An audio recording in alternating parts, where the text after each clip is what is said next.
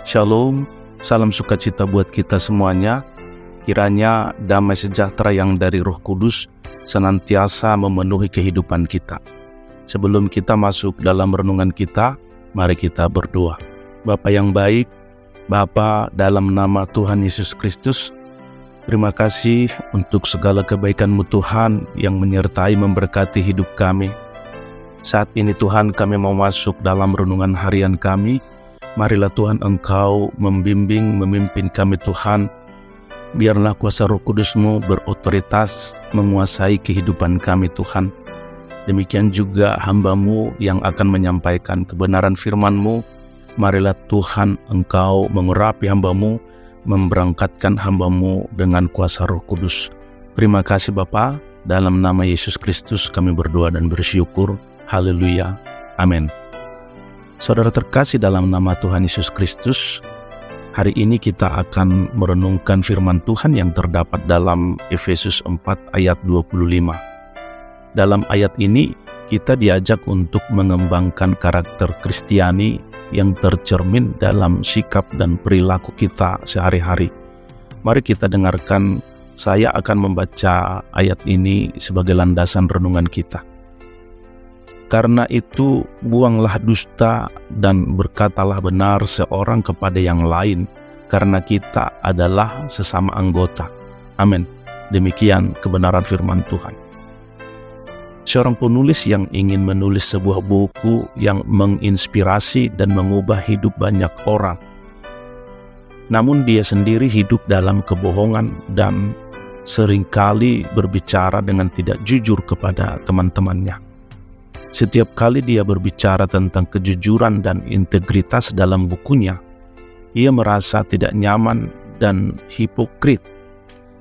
Kepada dunia luar, dia terlihat sebagai pribadi yang bijaksana. Tetapi di dalam hatinya, dia tahu bahwa karakternya tidak sejalan dengan pesan yang dia sampaikan. Saudaraku, dalam cerita ini, kita melihat kontras antara pesan yang diusung oleh penulis dan karakter pribadi yang sebenarnya. Dalam Efesus 4 ayat 25, Allah memanggil kita untuk mengembangkan karakter Kristiani yang konsisten dengan nilai-nilai dan ajaran Kristus. Mari kita mempelajari makna ayat ini dengan lebih dalam. Kalimat pertama dari ayat ini, karena itu buanglah dusta dan berkatalah benar seorang kepada yang lain. Saudaraku, ayat ini atau bagian dari ayat ini, kalimat pertama, mengajak kita untuk mengembangkan karakter yang jujur dan integritas. Karakter Kristiani tidak hanya terlihat dalam tindakan luar, tetapi juga dalam sikap hati dan perkataan kita. Kita dipanggil untuk hidup dalam kebenaran dan konsistensi, baik di depan Allah maupun di depan sesama. Dan kalimat yang terakhir dalam ayat ini, karena kita adalah sesama anggota.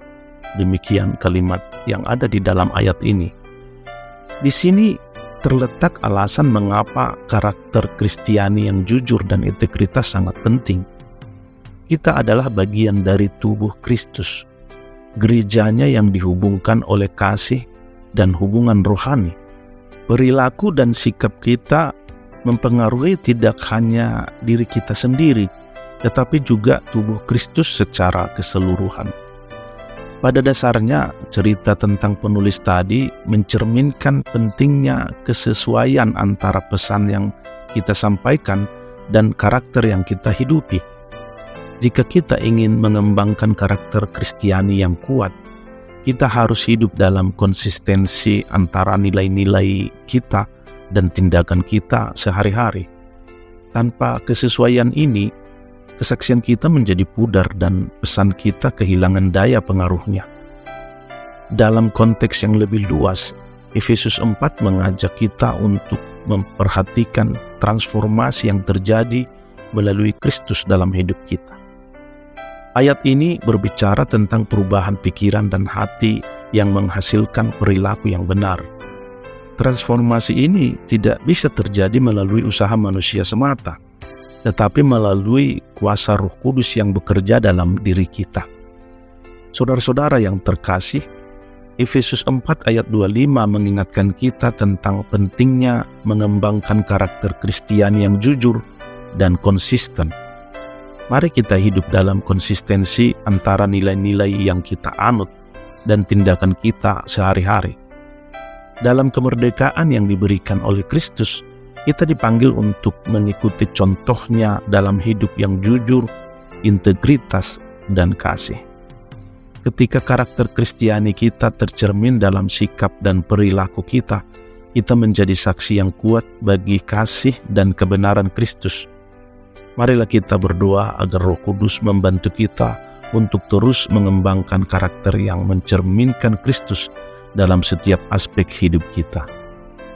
Saudaraku, marilah kita tutup renungan harian ini dengan doa.